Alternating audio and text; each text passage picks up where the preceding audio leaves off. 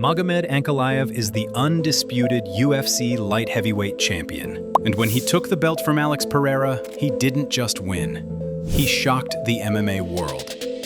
Against one of the most dangerous strikers in combat sports history, Ankalaev stood tall, walked him down, and turned the boogeyman into the hunted. It wasn't about who was the better fighter. That night, it was about who is. And Ankalaev proved he was ready for the throne. At UFC 313, the Dagestani technician halted the runaway train of Poatan Pereira, a fighter who had bulldozed through middleweight, stolen the belt at light heavyweight, and carved out a legacy as one of the scariest knockout artists to ever set foot in the Octagon. But Ankalaev stopped him. Methodical pressure, disciplined defense, and a calmness in the storm that neutralized Pereira's most feared weapons. In the span of 25 minutes, he changed the entire landscape of 205. The belt was ripped away, and with it, Pereira's aura of invincibility. And now, the rematch is here. Months removed from that seismic upset, Poatan Pereira returns, hungrier than ever to reclaim his crown. But for Ankalaev, this is not about validation. This is about evolution. Because in MMA, once is chance, twice is dominance. And Ankalaev has no interest in being a one-hit wonder. For Pereira, the mission is clear. This is redemption, a second chance to prove that his power and precision still strike fear in anyone who dares to stand in front of him. After all, this is the man who made history by conquering 2 weight classes in record time.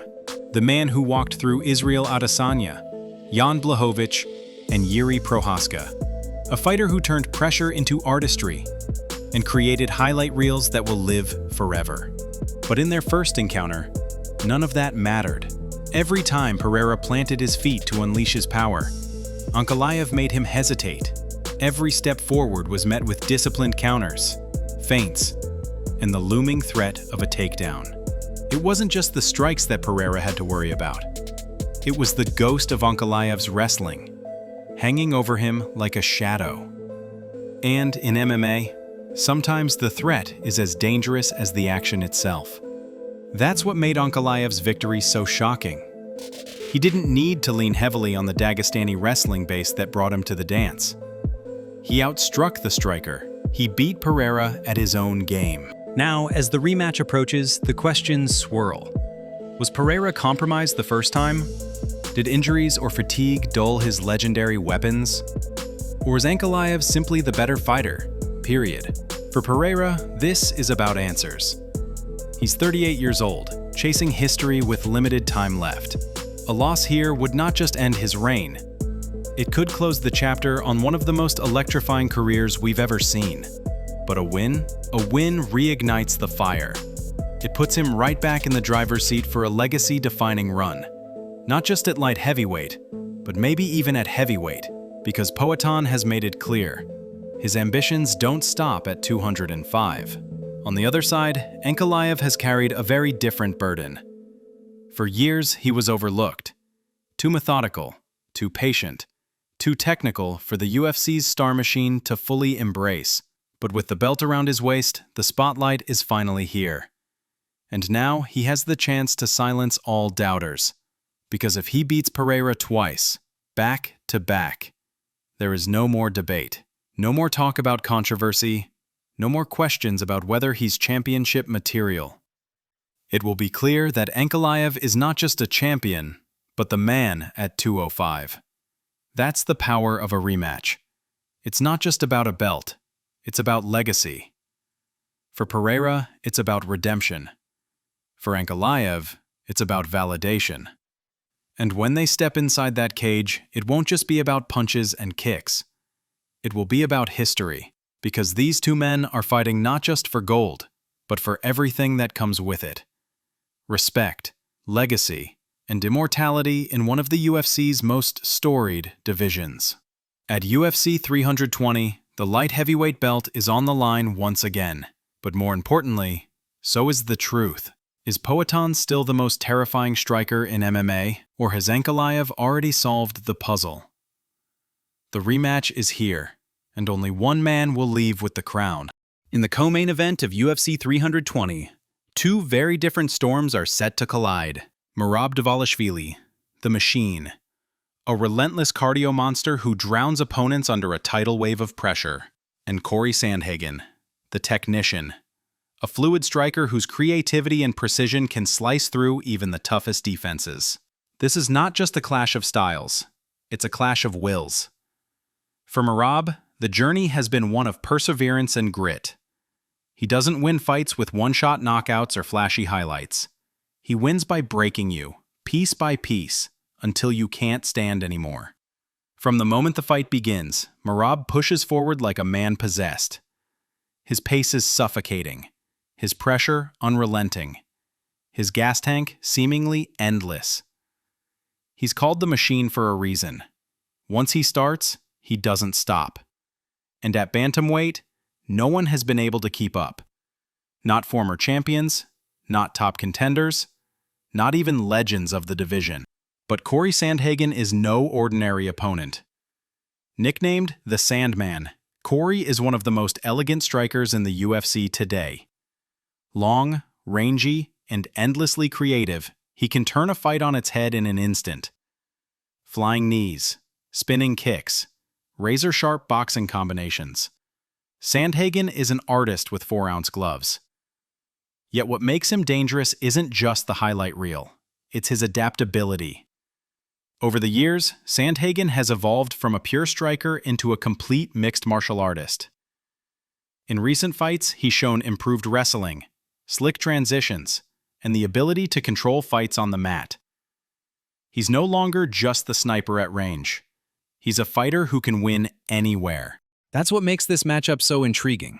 Merab will try to drag Cory into deep waters, force him against the cage, and smother him under endless takedown attempts. Cory, on the other hand, will look to use movement, precision, and unpredictability to punish every opening. It's chaos versus control, volume versus precision, a machine versus an artist. But beneath the stylistic clash lies something bigger: stakes. At bantamweight, the division is as crowded and competitive as it has ever been. And for years, Merab has been knocking on the door, refusing to fight his teammate Aljamain Sterling, but beating everyone else in his path. Now, with Sterling out of the title picture, Merab has the chance to finally claim the spotlight for himself. For Cory, the road has been harder. He's tasted defeat in big moments, coming up short in title eliminators and interim fights. But every setback has forged a sharper, more dangerous version of the Sandman. This is not just another fight for him. It's another chance to prove he belongs at the very top. When the cage door closes, it won't just be about technique. It will be about heart. Because if Merab can keep his relentless pace, he could overwhelm even a fighter as skilled as Sandhagen. But if Cory can weather the storm and create just one moment of brilliance, it could all be over in an instant.